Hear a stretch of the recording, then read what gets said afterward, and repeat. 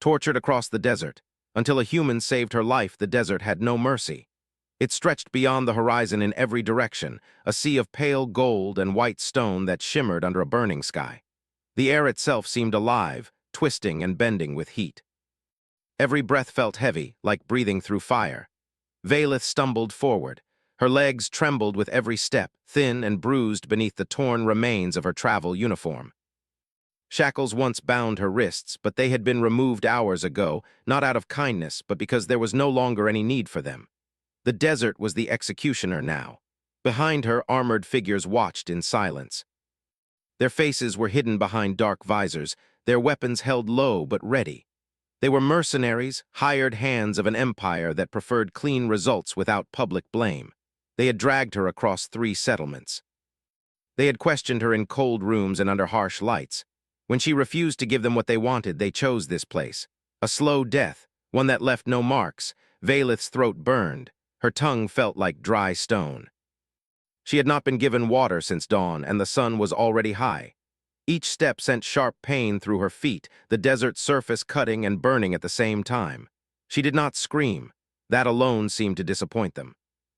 One of the mercenaries spoke at last, his voice calm and bored. "Keep moving."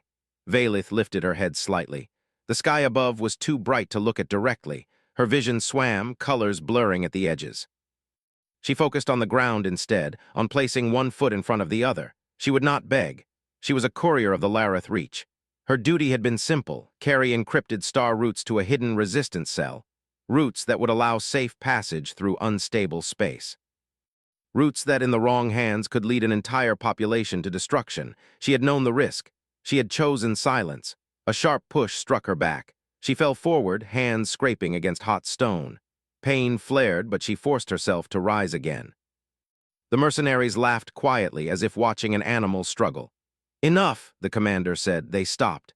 Vaylith swayed, confused. For a moment, hope flickered in her chest, weak but stubborn. The commander stepped forward. He was taller than the others, his armor marked with faded symbols of past campaigns. He looked at her the way one might look at broken equipment. "This is far enough," he said. "You know why you're here."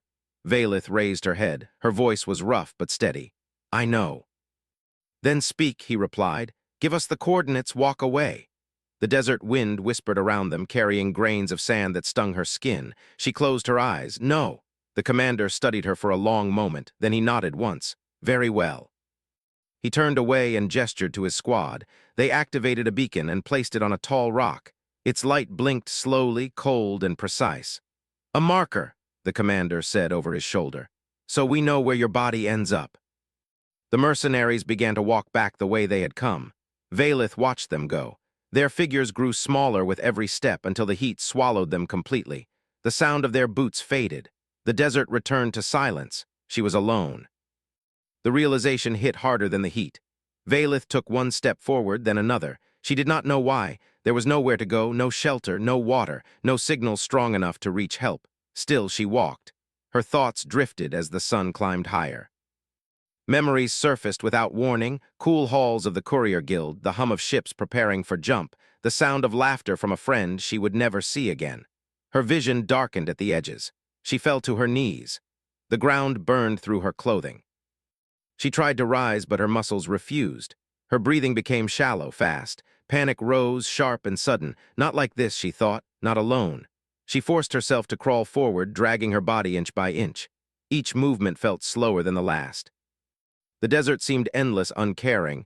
Time lost meaning. The sun shifted, but it did not soften. Shadows were short and useless. The heat pressed down on her, heavy and constant. Then something changed. At first, she thought it was a mirage. The desert was known for them: false shapes, moving shadows, tricks of light that gave hope only to take it away. But this shadow did not fade, it grew longer. Vaylith lifted her head weakly. In the distance, against the pale sand, something moved. A figure, walking, alone. Her heart stuttered. No mercenary would walk without transport. No patrol came this deep into the desert on foot. Whoever this was, they were either foolish or very determined. She tried to speak. No sound came out. The figure continued forward, steady and unhurried. With every step, it became clearer. Broad shoulders, protective clothing but lighter than military armor. A hood pulled low against the sun. Human.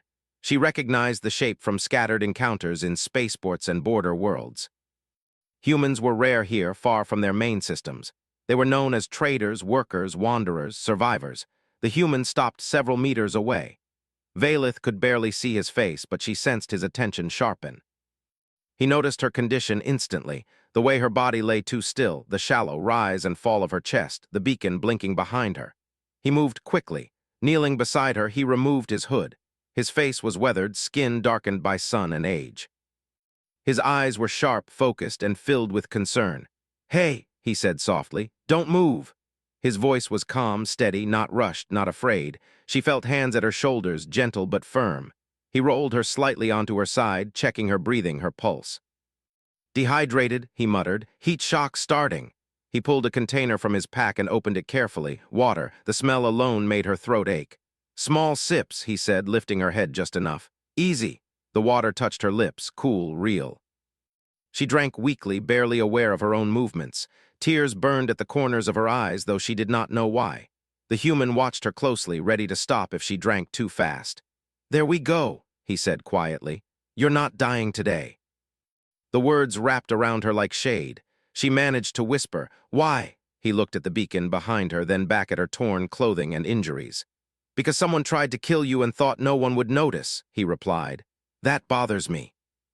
He set up a small shade cover blocking the worst of the sun. He checked her injuries, treating burns and cuts with practiced movements. "You're safe for now," he said. "Name S. Ethan." Valith swallowed. "Valith," she replied. Ethan nodded. "All right, Valith. Let's get you through the next hour."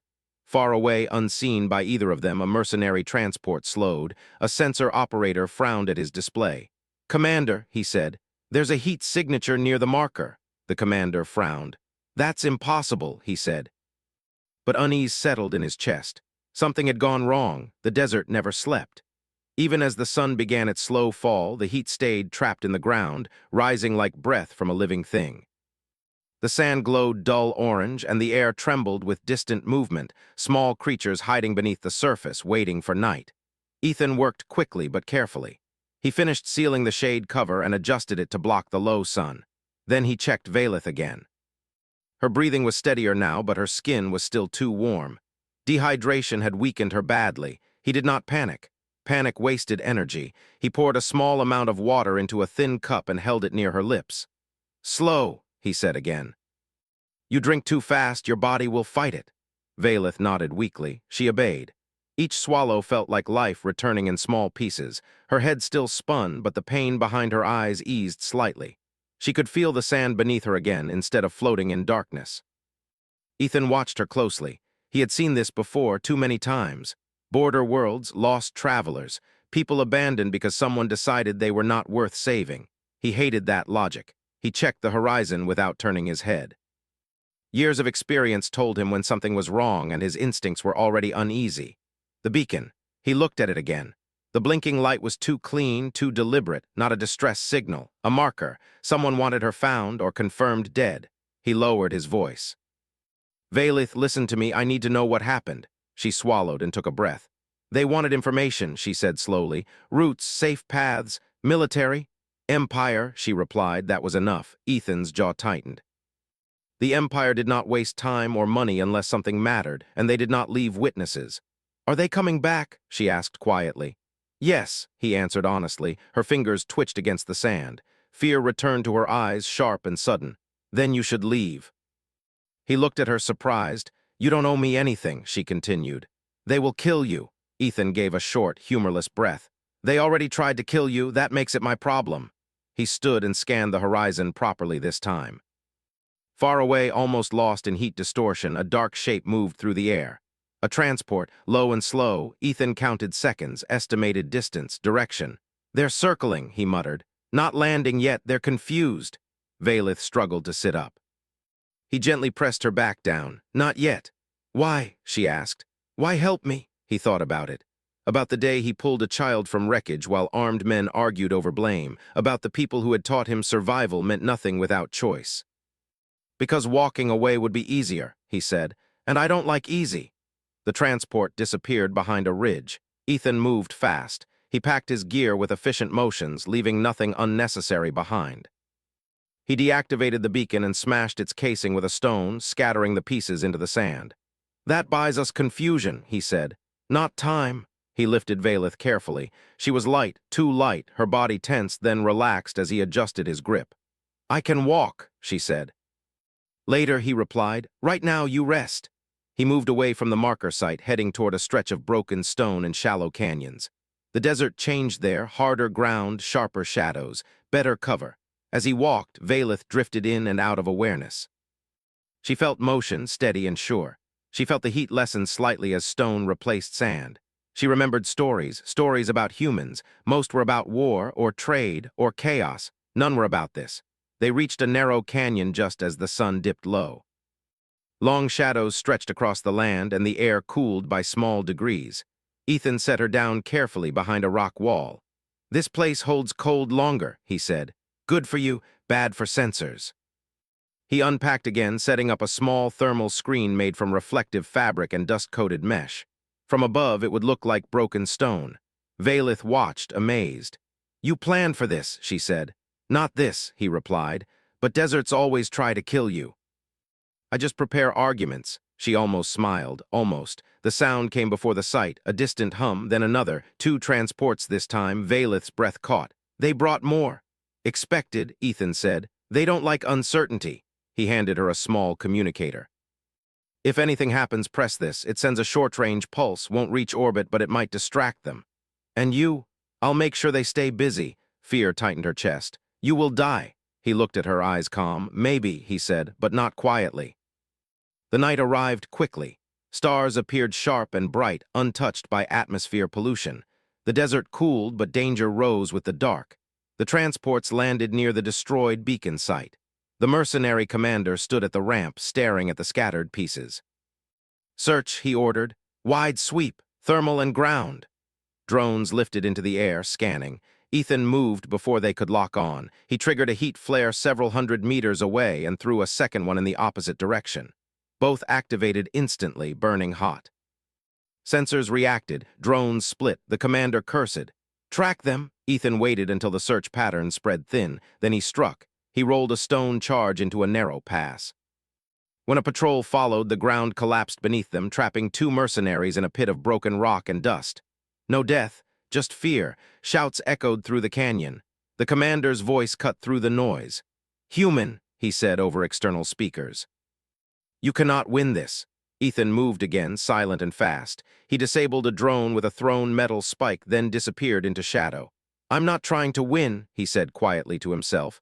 "I'm buying time." Valeth listened from hiding, heart pounding. She heard explosions, controlled, careful. She heard mercenaries shouting orders, losing formation. This was not how executions went. Minutes passed, then more. The commander's confidence began to crack.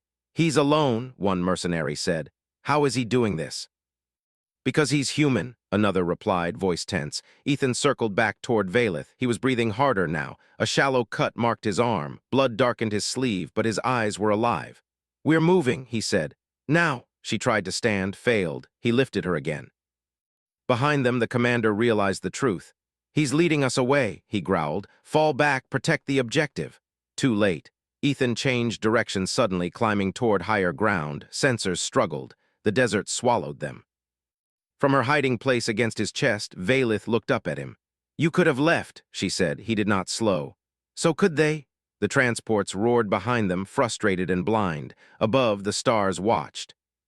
And somewhere far away, unseen signals stirred, quiet systems waking, noticing movement where there should have been death. The desert had not finished telling its story.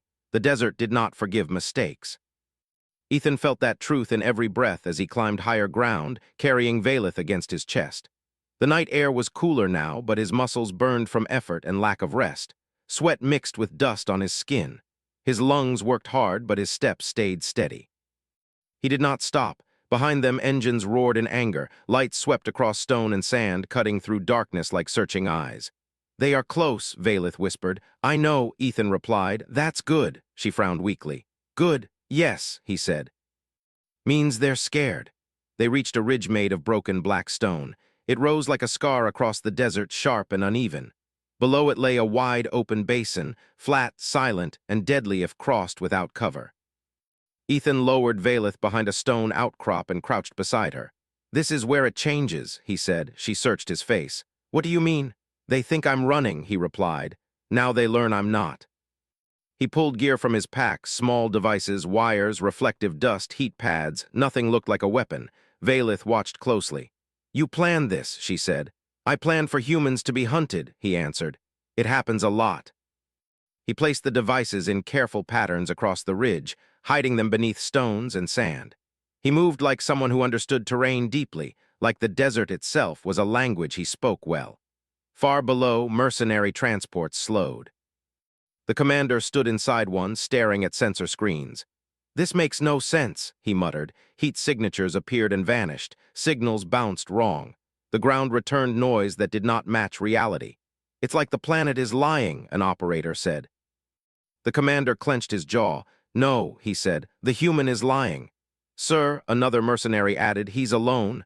The commander looked up sharply. "That," he said, "is what worries me." Ethan returned to Valeth. "Can you sit?" he asked. She tried. Her body shook, but she managed with his help. "You need to stay here," he said, "no matter what you hear." Her eyes widened. "You're leaving me?" "For a few minutes," he replied. "I'll come back." "You said they will kill you," he smiled faintly. "They've been trying." He pressed a small device into her hand. "This one is real," he said. "If I don't come back, press it. It sends everything you've seen and heard to anyone listening." "Who would listen?" she asked. Ethan's expression turned serious. "Humans," he said. "Always listen when something is wrong." Before she could answer, he was gone, sliding down the far side of the ridge, disappearing into shadow. The mercenaries advanced carefully now. No laughter, no careless movement. They spread out, weapons raised, boots crunching softly against stone. Then the ground spoke. Heat flares activated all at once, rising from hidden spots. Sensors screamed. Drones reacted too late. One transport veered hard, avoiding what it thought was a threat. Another stopped suddenly, and then the ridge collapsed, not violently, precisely. Stone and dust poured down, cutting off retreat paths, isolating squads from each other. Confusion exploded through their ranks. "Fall back! Negative, path blocked!" "Where is he?" Ethan moved through the chaos like a shadow. He disabled weapons, jammed signals, knocked mercenaries unconscious, and vanished before others could respond. He did not kill. That frightened them more. The commander slammed his fist into the console. "This is not a rescue," he growled. "This is a statement." A mercenary hesitated. "Sir, why would a human do this for an alien?" The commander stared at the dark horizon. "Because," he said slowly, "humans are dangerous when they decide something is wrong." Valeth listened to distant shouts and echoes. Her heart raced. She clutched the device in her hand. Time passed slowly, too slowly. Then she heard footsteps. She raised her head, fear and hope mixing in her chest. Ethan appeared from the shadows, breathing hard but alive. His sleeve was torn, blood dark against fabric, but he was standing. "We move," he said. "Now." They descended into the basin together. The mercenaries regrouped too late. Their formation was broken, their sensors unreliable, their confidence gone. Ethan led Valeth toward a narrow ravine hidden by natural rock folds. It dropped deep and curved sharply, blocking scans. Inside, the air was cold. They rested. Valeth looked at him, really looked. "You are injured," she said. "Later," he replied. "No," she insisted. "Now." He sighed, then allowed her to help.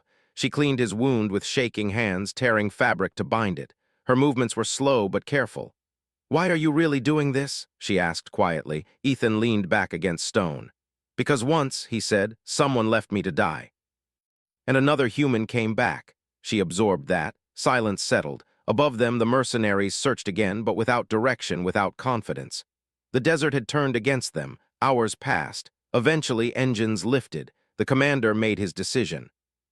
"Withdraw," he ordered. "This place is compromised." A mercenary looked stunned. "Sir, we failed," the commander said, "and failure here costs more than success." The transports left. The desert grew quiet. Valeth exhaled a breath she felt she had been holding for days.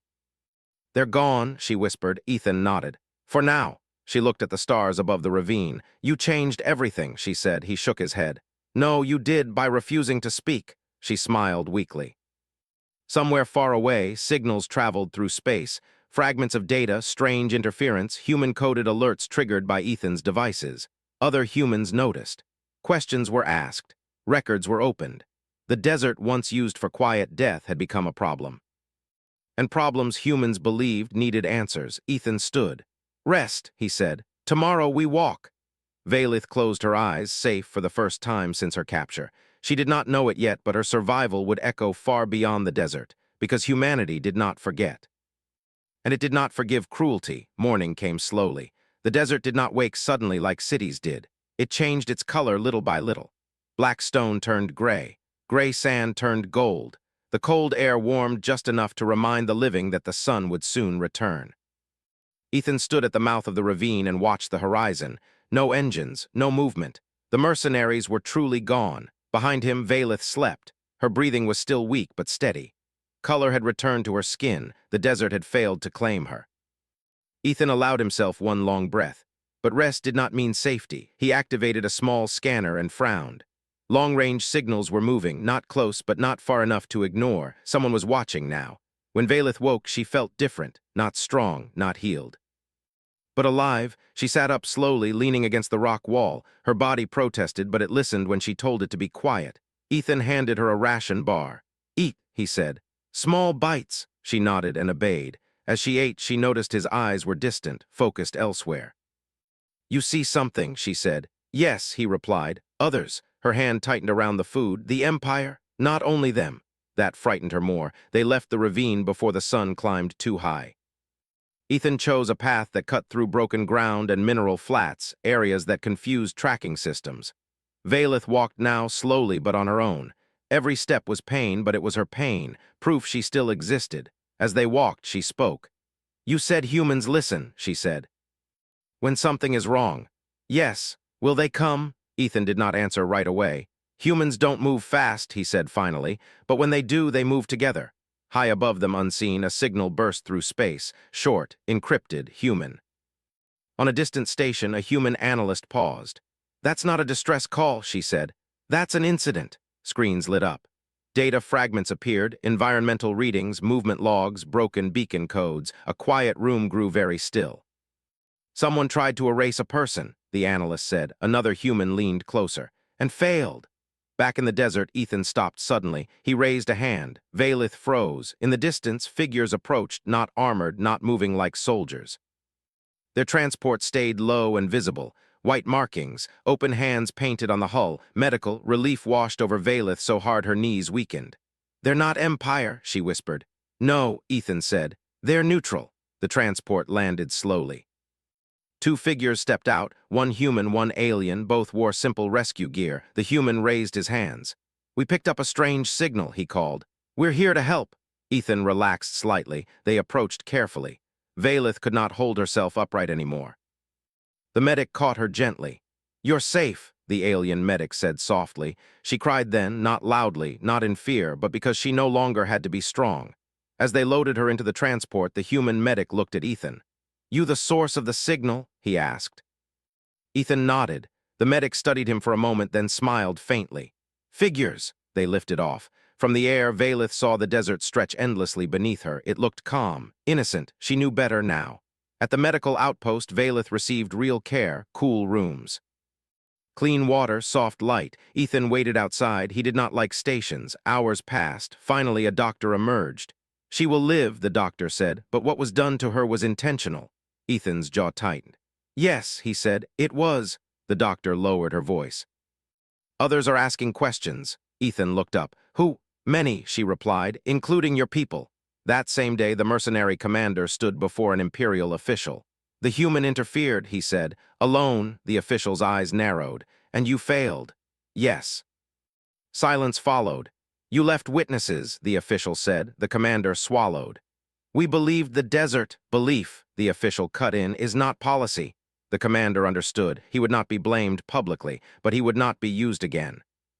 On another world, a human council met, not loudly, not angrily, just seriously. "A courier was tortured," one said, "an execution disguised as environment." "And a human intervened," another added. "Yes," a third replied, "and now everyone knows." A pause, then a decision. "Make it clear," the chairperson said. "Humans do not accept this." Back at the outpost, Valith regained strength. She walked again, she spoke again, and when asked if she would testify, if she would tell others what happened, she did not hesitate. "Yes," she said. Because someone walked into hell for me. Ethan stood at the edge of the landing pad, watching ships come and go. He felt eyes on him, humans, aliens, curious, grateful, uneasy. He did not enjoy attention. Valeth joined him. "They are changing policies," she said. "Because of this?" "Good," he replied. "You could leave," she said. "No one would stop you." "I know," she studied him. "Will you?" Ethan looked at the stars. "Not yet," he said. "There's more listening now." Across space, the Empire adjusted routes.